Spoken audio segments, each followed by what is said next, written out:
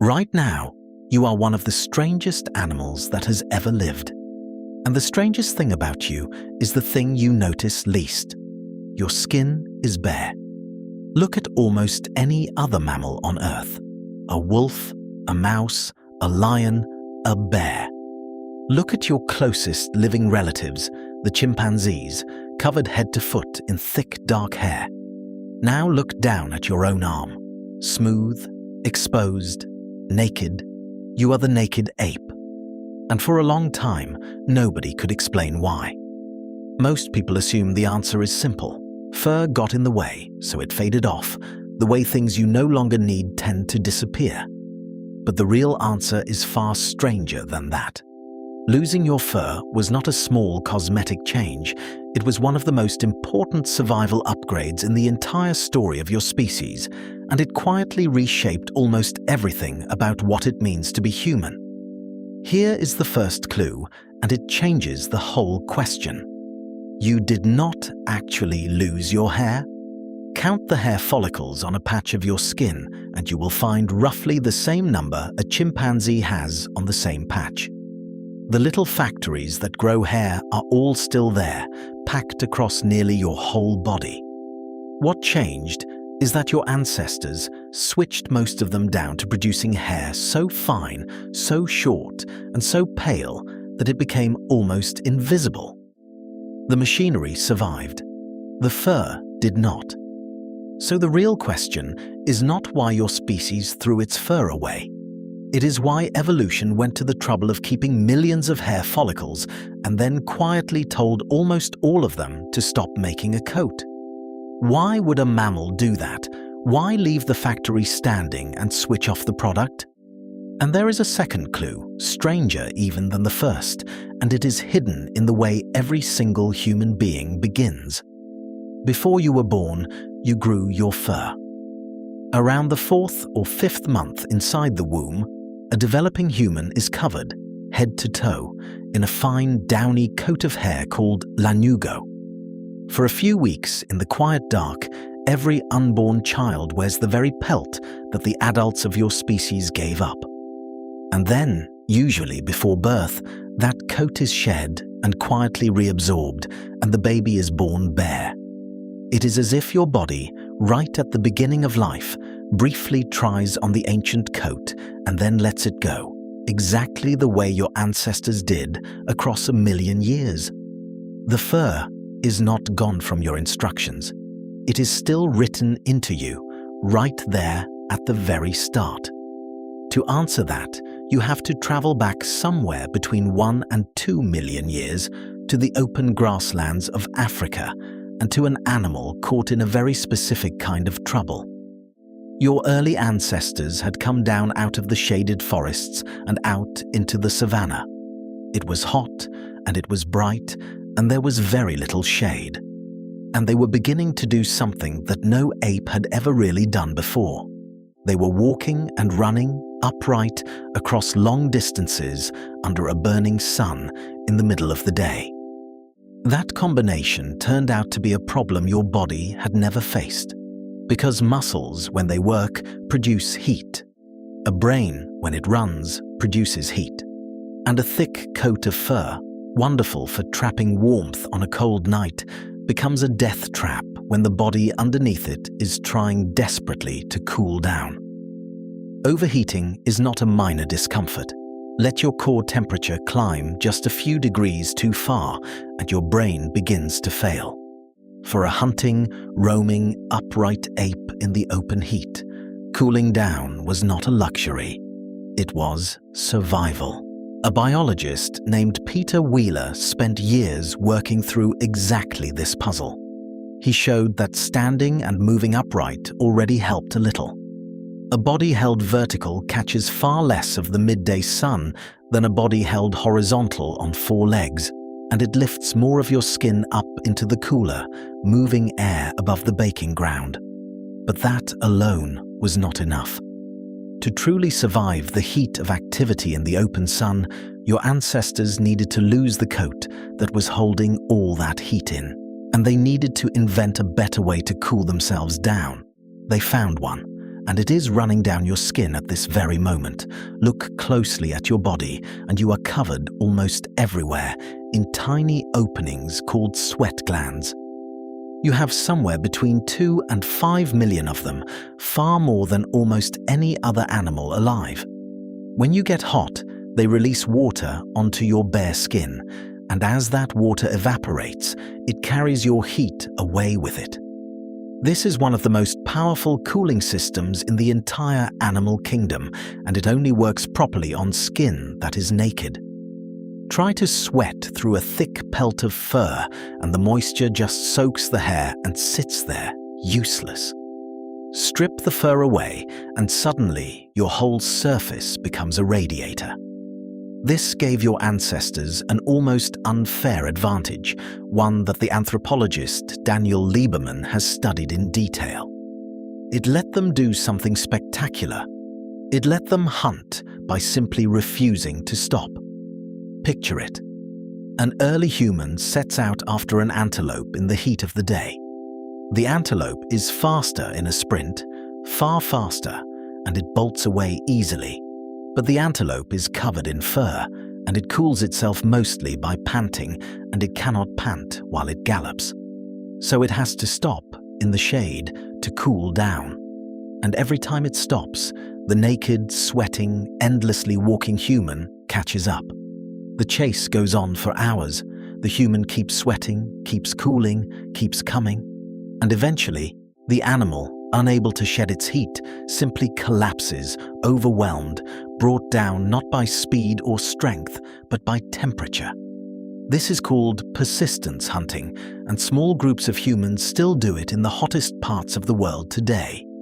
Your bare skin was, quite literally, a hunting weapon. And there was one organ that gained more from all of this than any other. Your brain is a small furnace. It burns nearly a fifth of all the energy your body uses, and it throws off a surprising amount of heat while it works, and it is exquisitely, dangerously sensitive to overheating. So as the brains of your ancestors began their long, dramatic swelling, growing larger and hungrier over hundreds of thousands of years, the pressure to keep the whole body cool grew right along with them. A furred, overheating ape could never have safely run such a hot engine inside its skull. In a very real sense, shedding the fur helped make room for the mind. The bare skin cooled the body, and the cooled body could finally afford to grow the very brain that is reading these words. So the picture is starting to come together. Naked skin plus millions of sweat glands equaled a body that could stay cool while it worked, in a climate that would cook a furred animal alive. But that raises a whole new set of questions. When exactly did this happen? And how could anyone possibly know? The answer comes from one of the strangest sources imaginable. Lice. You are host to 3 different kinds of lice, and each one lives in a different place. Head lice cling to the hair on your scalp. Pubic lice live in the coarse hair between your legs, and body lice, unlike the others, do not actually live on your body at all. They live in your clothing, crawling out only to feed. Now here is the clever part. A parasite can only survive where its habitat exists.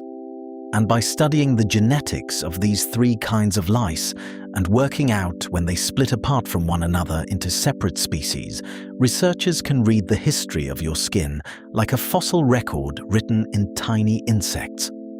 The geneticist Mark Stoneking used exactly this trick.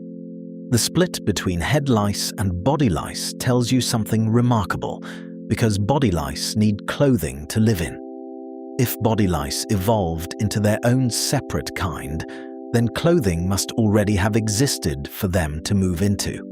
And the genetics suggest that happened somewhere around 1 to 200,000 years ago.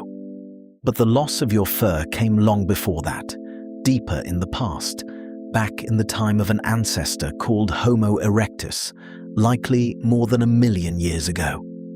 In other words, your ancestors were naked long before they were clothed. There was a vast stretch of time when a human being walked the earth bare, with no fur and no clothes at all, protected by nothing but its own skin. That ancestor, Homo erectus, was the first to look, from the neck down, genuinely like you. When scientists uncovered the near-complete skeleton of a Homo erectus boy who had died beside an ancient lake in what is now Kenya, they found long legs, narrow hips, and a tall, lean frame. A body built not for climbing through trees, but for striding and running across open country for hours on end. This was an animal shaped by evolution to move through heat. And a body like that, pouring out warmth as it crossed the savannah mile after mile, simply could not have carried a heavy coat of fur and lived. The naked skin and the long-distance body are two halves of the same invention, and they arrive in the human story at close to the same moment. And that bare skin created a brand new problem, one that would go on to shape the entire human family in a way you can still see on every face you have ever met. Think about what fur was quietly doing all that time. It was a shield. It sat between your ancestors and the sun, soaking up the sun's invisible ultraviolet rays before they could reach the living skin underneath. Strip that shield away in the fierce equatorial sun of Africa, and suddenly bare skin is under constant bombardment. And ultraviolet light does real damage. Among other things, it destroys a vital nutrient in your blood called folate, which your body needs to build healthy new life. For your ancestors, that was dangerous. So evolution built a replacement shield, this time out of the skin itself. The scientist Nina Jablonski has spent her career untangling this story, and it is one of the most beautiful pieces of the whole puzzle. As your ancestors lost their fur under the African sun, their skin grew rich in a dark pigment called melanin, a natural sunscreen woven right into the body. Dark skin protected the delicate chemistry underneath from the punishing light. It was not decoration. It was survival equipment, evolved in direct response to a naked body standing in the sun. But the story did not stop there, because humans did something no other primate had done. They walked out of Africa, and they kept walking into lands where the sun was weak and low. And there, dark skin became a problem of the opposite kind. Because you also need a little sunlight to soak into your skin to make vitamin D, the thing that keeps your bones strong. In the dim light of the far north, heavily pigmented skin blocked too much of that weak sun, and vitamin D ran short. So in those colder, darker places, over many generations, skin lightened again, letting more of the scarce light through. Sit with what that means for a moment. Every shade of human skin that exists on the planet today, everyone, is a chapter in a single story. And that story begins with an ape that lost its fur. The color of your own skin is, in the end, an answer to a question your ancestors faced about the sun, a question they only had to face at all because they had become naked. Now, heat and cooling explain a great deal, but many scientists believe it was not the whole story, and there is a second force that may have pushed your ancestors toward bare skin, and this one is a little more unsettling. It is about the things that were living in the fur. A thick coat is not just warm, it is a jungle. It is a perfect, dark, humid home for ticks, fleas, lice, and mites, the whole crawling world of parasites that torment furred animals every day of their lives. And those parasites do not just itch, they carry disease, they drain blood, they can weaken and even kill. The researchers Mark Pagel and Walter Bodmer argued that shedding fur may have been, in part, a way of shedding all of that. A naked body is a far harder place for a parasite to hide and cling to. Less fur meant fewer freeloaders, fewer diseases, a healthier animal. And this is where the story takes a turn that reaches right into your own feelings. Because if smoother skin meant a healthier body, then over countless generations, smooth skin would start to look like a sign of health. And a sign of health is exactly the kind of thing an animal starts to find attractive in a mate. Charles Darwin himself suspected this long ago.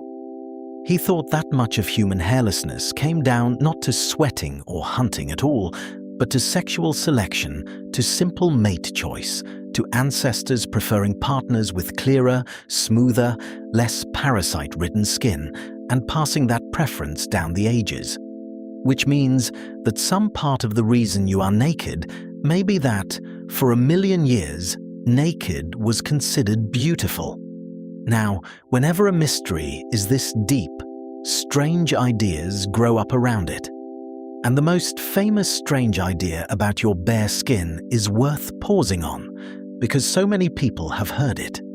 It is called the aquatic ape hypothesis, popularized by a writer named Elaine Morgan. It suggested that your ancestors went through a watery phase, wading and swimming, and that they lost their fur to become streamlined in the water, the way whales and dolphins did. It is a wonderfully appealing picture, but the honest truth is that the evidence does not support it.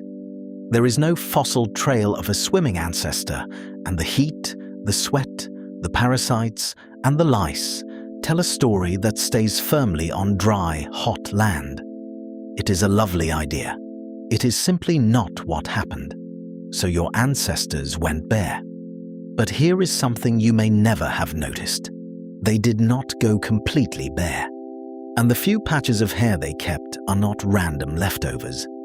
Each one has a job. Start with the hair on your head. Of all your skin, the top of your head takes the most direct, vertical hit from the midday sun, and just beneath it sits the most precious and heat-sensitive organ you own, your brain. The hair on your scalp acts as a small built-in parasol, shading and insulating the one part of you that absolutely cannot be allowed to overheat. Now, think about your eyebrows. Two little ridges of hair sitting right above your eyes. When you are working hard in the heat and sweat pours down your forehead, your eyebrows catch it and channel it off to the sides, away from your eyes, so you can keep seeing clearly. And they do a second quiet job too. They frame and exaggerate the movements of your face, letting other humans read your feelings across a distance, a raised brow of surprise, a furrowed brow of worry. Even the coarse hair that grows in your armpits and between your legs has purpose, in areas rich with scent glands and prone to rubbing, where a little hair helps spread your natural scent and reduces friction. Nothing was kept by accident. Every surviving patch of hair on your body is there because it earned its place. And if you have ever wondered why some people today still carry far more body hair than others, the answer is simply this. The dial was never turned all the way to zero and was never set to exactly the same place in everyone. Once the fur had done its important work and thinned away, the small differences that remained no longer decided who lived and who died in the heat.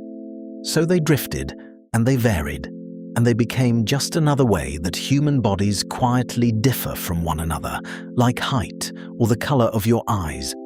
The great change was ancient, and it is shared by every person alive. The little leftovers are personal. And now you are ready for the twist, the thing that flips this entire story on its head. You have probably always thought of your nakedness as something you lack. Other animals have a magnificent coat, and you have bare, vulnerable skin and clothes to make up for it. But that is exactly backwards. Losing your fur was not a weakness. It was the key that unlocked the world. Because a body that could shed heat was a body that could keep moving, keep hunting, keep traveling under the open sky. It let your ancestors range across vast, sun-scorched distances that no furred predator could follow through the heat of the day. It fed the growth of a large, hungry, heat-producing brain, an organ that could never have run so hot inside a furry, overheating body. And it forced something extraordinary. Once your ancestors were naked, they could no longer survive the cold nights and the cold north on their own. So they had to invent. They had to master fire and build shelter and cut and wear the skins of other animals. Your nakedness did not leave you helpless. It made you resourceful. It pushed your ancestors to borrow warmth from the world, and in doing so, to become the most adaptable creature the planet had ever seen. A furred ape stays where its fur can keep it comfortable. A naked ape, forced to think its way into every climate on Earth, ends up living in all of them. And this ancient trade-off is still humming quietly through your everyday life in ways you almost never notice. You feel cold in a way most animals never do, and so you wrap yourself in fabric, layer upon layer, an entire global industry built to replace a coat your ancestors gave up more than 1 million years ago. You sweat when you exert yourself, staining your shirt, because that same cooling system that once ran down antelope in the sun is still switched on inside you. And here is the strangest ghost of all. When you get cold or frightened or moved by a piece of music, you get goosebumps. Tiny muscles at the base of each hair follicle pull tight and try to lift your hairs up, to puff out a warm, thick coat and make you look bigger to a threat. It is an ancient reflex, and it still fires perfectly. The only thing missing is the fur. Your goosebumps are your body reaching for a coat that vanished 1 million years ago, faithfully raising a pelt that is no longer there. So look down at your bare arm one more time. That smooth, exposed, ordinary skin is not a flaw, and it is not an accident. It is the reason your ancestors could hunt in the heat and think with a growing brain. It is why your skin comes in every color under the sun. It is the pressure that drove your species to tame fire and clothe itself and spread into every corner of the earth. You are the naked ape. And now you know that your nakedness is not the thing you lack. It is the thing that made you.